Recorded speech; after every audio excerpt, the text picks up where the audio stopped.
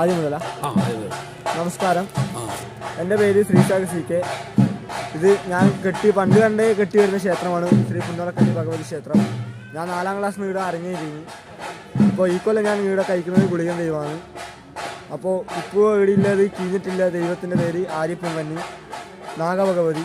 അത് കഴിഞ്ഞ് വൈകുന്നേരം ഒരു 4 മണിയാകുമ്പോഴേക്ക് നമ്മളെ പോതീൻ്റെ വെള്ളാട്ടം വരും.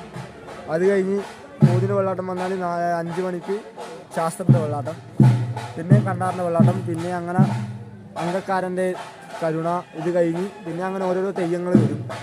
പിന്നെ പുലച്ചക്ക് പിന്നെ 3 മണിക്ക് ബപ്പൂരൻ, അത് കഴിഞ്ഞ് പിന്നെ ഗുളികൻ, പിന്നെ ശാസ്ത്രത്തെ അംഗക്കാരൻ, അങ്ങനെ ദൈവങ്ങൾ വരിക.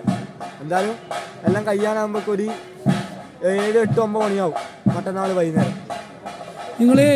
എനിക്ക് നിങ്ങളോട് ചോദിക്കാനുള്ളത്, പിന്നെ ഇവിടെ ആകെ എത്ര തെയ്യങ്ങൾ കിട്ടിയാറുണ്ട്? മൊത്തം ഇന്ന് 3 ദിവസം മൊത്തം കിട്ടിയാറുണ്ട് 12 തെയ്യം. ഇന്ന് തുടക്കമാണ്?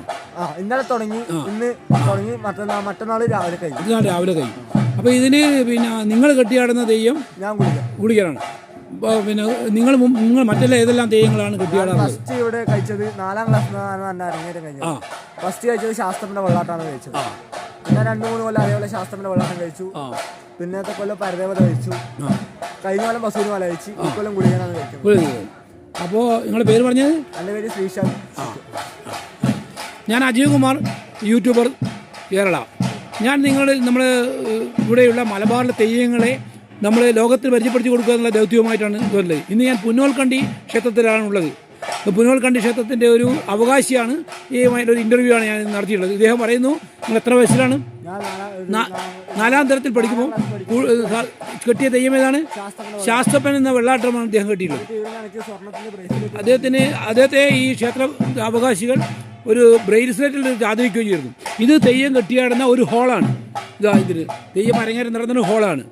മലബാറിലെ ഒട്ടനവധി തെയ്യങ്ങളുടെ ഒരു കേന്ദ്രമാണ് മലബാർ. അതുതന്നെ വടക്കൻ കേരളത്തിൽ തലശ്ശേരി, കണ്ണൂർ, പയ്യന്നൂർ, കാസർഗോഡ് സ്ഥലങ്ങളിൽ വ്യത്യസ്തമായ തെയ്യങ്ങൾ കെട്ടിയാടുന്നത് കാണാം. നമ്മുടെ മറക്കപ്പെട്ട ഒരു വിസ്മയമാണ്, കലാരംഗത്തെ വിസ്മയമാണ് നമ്മുടെ തെയ്യങ്ങളെന്നാണ് എൻ്റെ അഭിപ്രായം. ഞാൻ അജയ് കുമാർ, തലശ്ശേരി.